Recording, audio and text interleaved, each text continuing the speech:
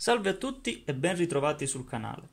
Dopo la realizzazione del divisore di potenza, che era un dispositivo abbastanza semplice da costruire, mi voglio cimentare nella costruzione di un alimentatore da banco per laboratorio, che è già di un livello di difficoltà, possiamo dire medio-alta.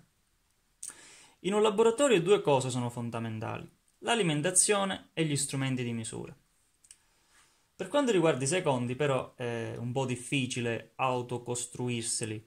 Mettiamo l'esempio di multimetri, misuratori LCR, oscilloscopi. Diciamo che non si può fare un oscilloscopio fai da te, bisogna necessariamente comprarlo, nonostante sia abbastanza costoso, una spesa ingente da affrontare. Successivamente, infatti, sto pensando di comprare un oscilloscopio su cui poi farò una recensione. Mentre per quanto riguarda la parte di alimentazione, qui è possibile autocostruirsela, quindi fare un alimentatore da banco fai da te. Le caratteristiche principali che deve avere un alimentatore da banco sono isolamento dalla linea, ovvero deve esistere un isolamento galvanico fra la linea elettrica e l'alimentazione del banco, deve essere controllato in tensione e deve essere controllato in corrente. Diciamo che il prezzo di un alimentatore da banco varia a secondo di quanto siano efficienti le sue prestazioni su questi tre punti. Diciamo che sul primo o è sì o è no, nel senso che o è isolato o non è isolato, ma è un requisito che devono avere tutti. Quindi diciamo il prezzo si fa sugli ultimi due punti, ovvero sulla qualità del controllo in tensione e sulla qualità del controllo in corrente dell'alimentatore che state comprando, e oltre al suo range di potenze e range di tensioni che riesce a raggiungere. Qui sul foglio ho riportato lo schema blocchi dell'alimentatore da banco che ho intenzione di realizzare. Come primo blocco abbiamo la linea, quindi la presa elettrica di casa. Subito abbiamo il trasformatore di isolamento, che si tratta di un trasformatore 230-230. Subito dopo un variac, quindi un variatore di tensione da 0 volt a 300 volt, e infine un raddrizzatore a ponte intero.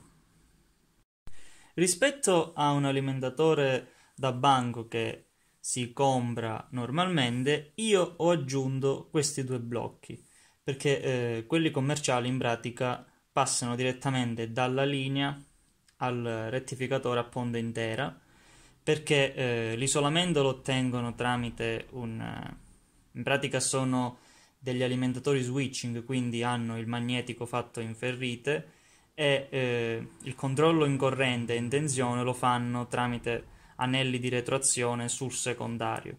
Quindi diciamo che lo schema di un alimentatore da banco, diciamo classico, è diverso rispetto a questo, perché parte da qui in poi. Io invece ho preferito fare questo schema perché ho intenzione di realizzare un alimentatore da banco a moduli, ovvero, se ci fate caso, qui all'uscita di ogni blocchettino ci saranno delle porte, in modo che io posso successivamente realizzare dei moduli che mi servono ad hoc magari per un determinato progetto, andarli a collegare nel punto che mi interessa avere l'uscita, e poi tramite quel modulo effettuare una manipolazione dell'energia, quindi della tensione della corrente in quel punto, in modo da poter, in tutta la casistica di progetti che si possono realizzare, avere sempre la possibilità di poter effettuare dei test. Facendo in questo modo, oltre a queste tre caratteristiche di un alimentatore da banco standard, io otterrò una caratteristica in più, ovvero un controllo in tensione anche in corrente alternata. Perché questo? Perché come ho detto prima, gli alimentatori da banco standard, subito dopo la connessione alla linea, hanno il rettificatore a fondo intero. Quindi il loro controllo in corrente e in tensione è in DC. Invece io, aggiungendo il trasformatore di isolamento e il variac, posso dalla porta 3 avere una corrente alternata a vari livelli. In pratica è quello che fa il variac, quindi fra 0 e 300 volt AC. Ed è una cosa molto importante perché alcuni dispositivi è abbastanza interessante testarli sotto questo aspetto. Inoltre è anche molto utile perché la tensione che esce da qui è perfettamente sinusoidale, cosa che in un alimentatore da banco non può avvenire perché, come detto, è switching e non hanno questa caratteristica di generare anche tensioni sinusoidali. Quello è un inverter, diciamo che l'unione dei due esiste, però è ancora più costosa.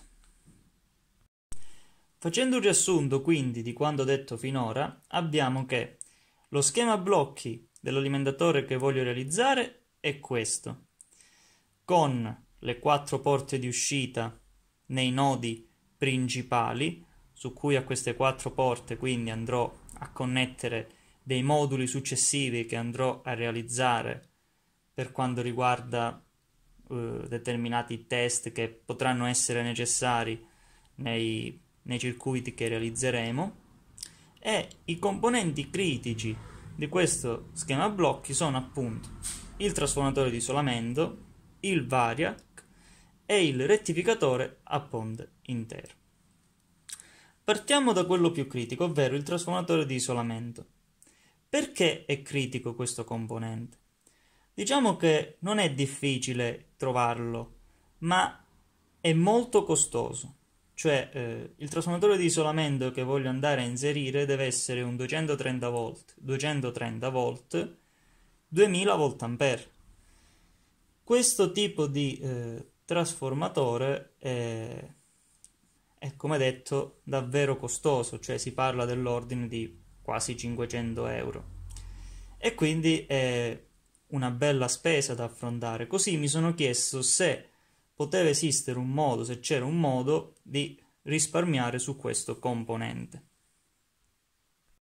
La soluzione che ho trovato è quella di andare ad autocostruire il trasformatore di isolamento usando 2 trasformatori di microonde, ovvero del componente che ho già messo sul banco.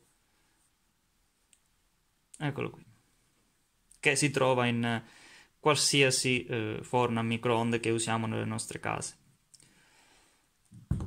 Ok, perché ho scelto di usarne 2? Perché ci sono motivi sia pratici che teorici, ovvero teorici perché un trasformatore di questo tipo ha un nucleo che riesce a sopportare massimo 1000 VA, quindi per riuscire a raggiungere la potenza di 2 kVA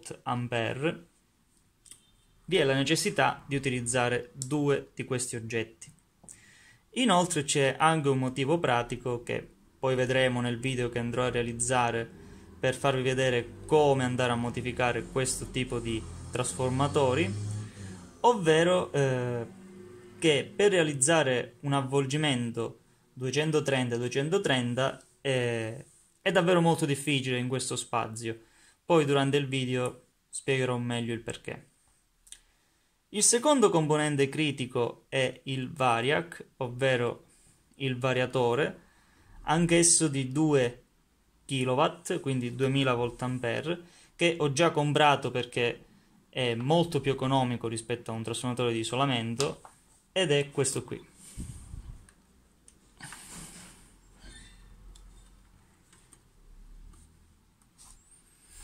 Come potete vedere è uno 0 300 volt AC con ingresso 230 volt alternato.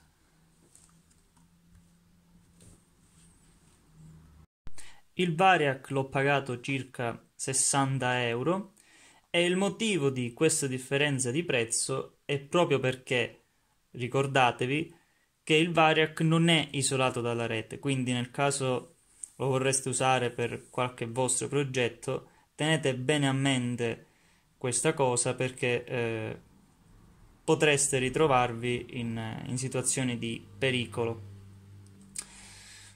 Ultima componente è il rettificatore a ponte intera. Questo qui lo andrò a realizzare con 4 diodi 10A10, lo stesso del progetto precedente, perché come ho già detto questi diodi sono davvero molto economici, ma per quanto riguarda la 50 Hz forse sono i migliori diodi in rapporto qualità-prezzo. Quindi lo farò a discreti, ci sono anche ponti integrati, però preferisco farlo a discreti per una questione di potenza dissipata. Infatti è meglio avere 4 diodi che dissipano ciascuno la propria potenza che avere un unico ponte, quindi un integrato che la dissipa tutto insieme, che come conseguenza porterebbe che dovrei dissiparlo con delle alette, mentre se lo faccio con 4 diodi separati, diciamo, evito di incorrere in questo caso. Vi faccio vedere la realizzazione del ponte su un'altra scheda che avevo realizzato in precedenza per un altro dispositivo, quindi alla fine verrà qualcosa di questo tipo. Come potete vedere, la dimensione di questi diodi e la loro area superficiale è sufficiente per dissipare potenze di 2000 VA, quindi preferisco farlo a discreti per questo motivo qui.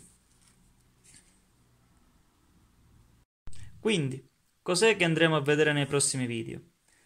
Andremo a vedere la realizzazione pratica di questi 3 blocchetti. Il secondo è già fatto perché è già comprato completo. Quindi dobbiamo andare a realizzare il rettificatore a ponte intera su un'altra PCB e il grosso del lavoro è qui, andare a realizzare il trasformatore di isolamento. Una volta fatti tutti e 3 si andrà a poi realizzare lo schema completo, quindi si andranno a unire i vari blocchetti. Infine si effettueranno dei test per verificare che tutte le porte funzionino correttamente, ovvero che ci sia l'uscita desiderata. Va bene, per questo video è tutto. Alla prossima!